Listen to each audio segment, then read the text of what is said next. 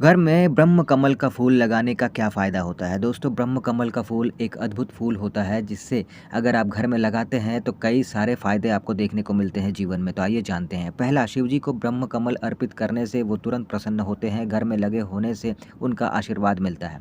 दूसरा, शिव जी ने ब्रह्म कमल से ही जल छिड़क कर गणेश जी को जीवित कर दिया था, इसलिए इसे जीवन देने वाला फूल भी माना जाता है। तीसरा, इस फूल को खिलता हुआ जो देख ले समझो उसका भाग्य खुल जाता है। चौथा,